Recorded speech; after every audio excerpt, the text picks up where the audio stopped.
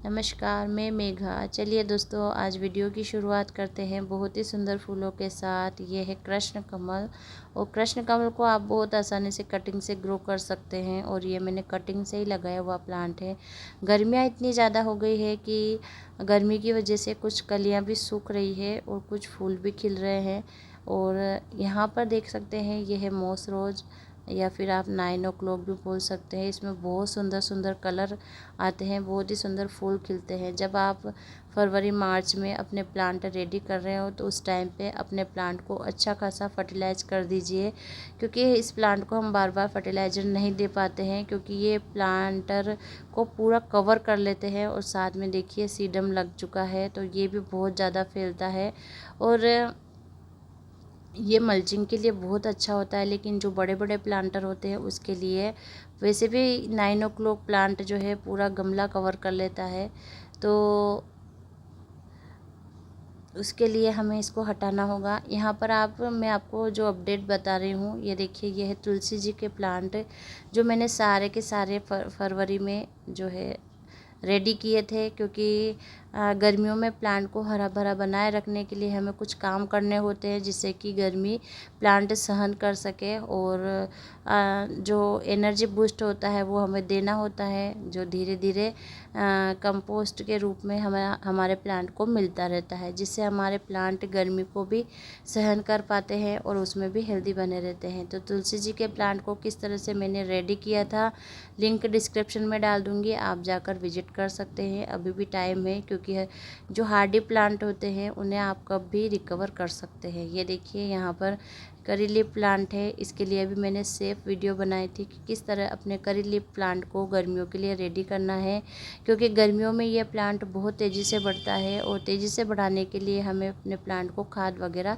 देनी होती है और भी कुछ काम करने होते हैं। तो वीडियो में आपको विजिट करना होगा किस तरह से मैंने अपने प्लांट को रेडी किया है। और आज आप देख सकते हैं कि एक एक ब्रांच में 4-4 ब्रांचेज निकल आई है और फिर धीरे धीरे मैं पिंचिंग करती रहती हूँ, तो उससे और प्लांट घना होता जा रहा है। तो पिंचिंग प्रूनिंग से बिल्कुल भी मत घबराइए, कटाई छटाई प्लांट की बहुत ज़रूरी होती है। और प्लांटर में जब आप गमले लगाते हैं तो प्लांट की हेल्थ का बहुत ज़्यादा ध्यान रखना होता है। तो ये देखिए, नए नए प्लांट भी निकल कर आ रहे हैं।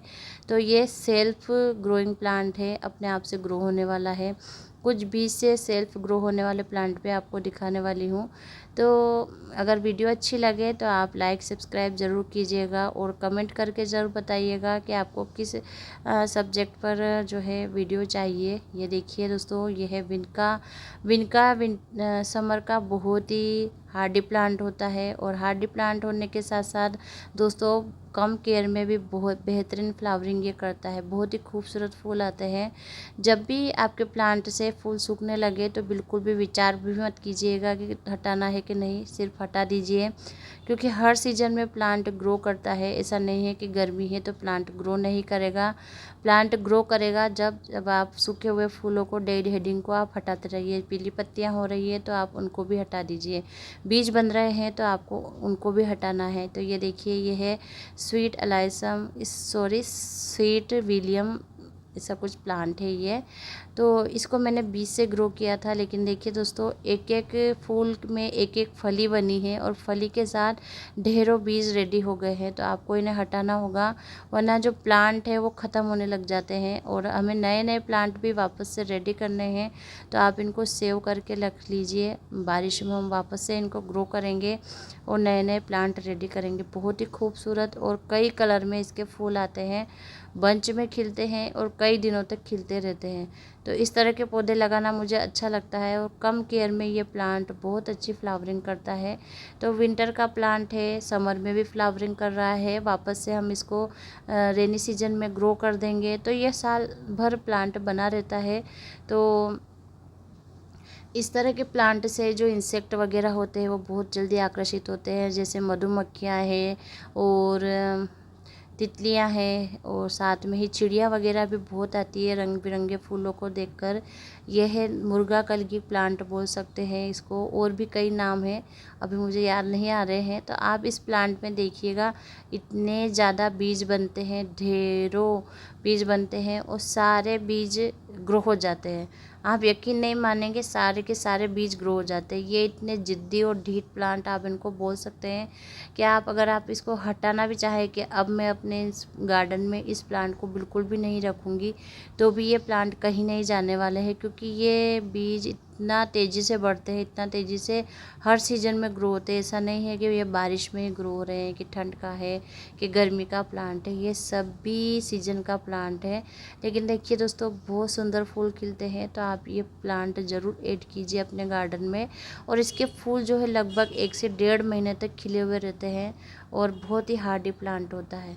विनका भी एक सेल्फ ग्रो प्लांट है, इसको आप इस तरह से बोल सकते हैं, क्योंकि आपने एक बार इस प्लांट को ग्रो कर दिया तो ये सालों साल आपके गार्डन में बना रहता है और नए नए जो है बीज ग्रो होते रहते हैं। यह है जीनिया सिंगल पेटल, डबल पेटल और बहुत सारे कलर इसके आते हैं। ये देखिए, जहाँ जहाँ इसके बीज गिरते हैं ना, वहीं ये प्लांट जो है रेडी हो जाते हैं और बहुत ही हेल्दी प्लांट रेडी होते हैं। ऐसा नहीं है कि हमने जो बीज डाले थे तो कुछ ग्रो हो रहे हैं, सारे के सारे बीज ग्रो हो जाते हैं। विनका के भी ऐसे ही हालात है। और दोस्तों, मैंने विनका में देखा भी है कि कभी कभी तो इनके फूलों का रंग भी बदल जाता है।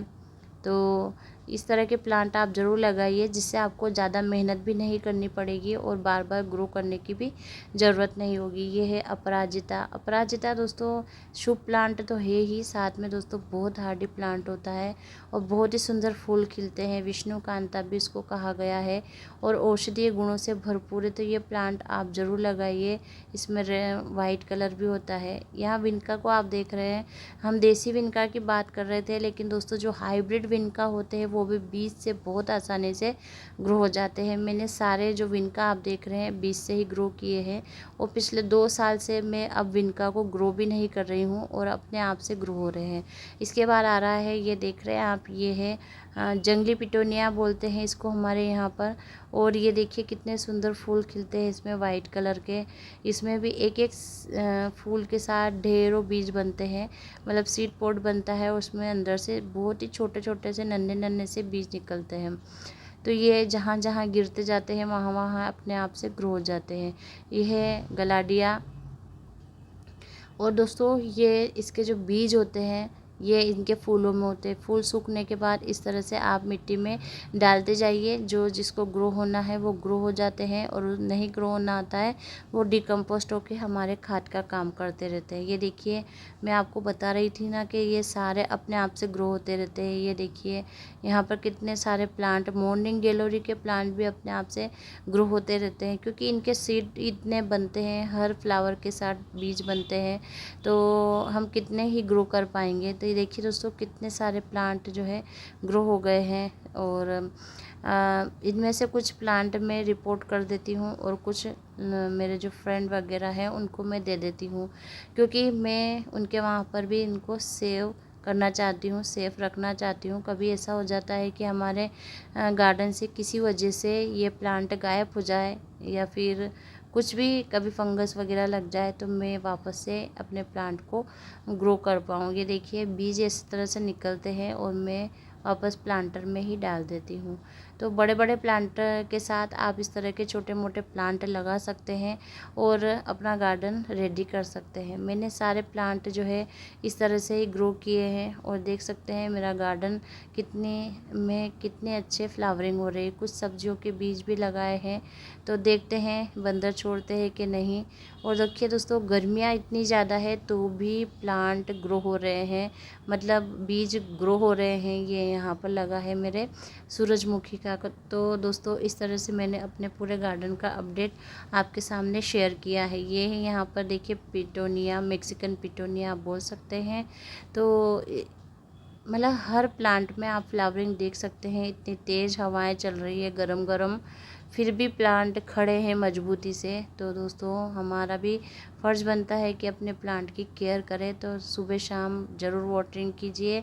अगर आप सुबह शाम वाटरिंग नहीं कर पाते हैं तो मल्चिंग अपने प्लांट की ज़रूर कीजिए। तो ये सारे काम आपको बता दिए हैं, जिससे कि मेरा पूरा गार्डन एकदम से हरा भरा बना हुआ है इन गर्मियों में।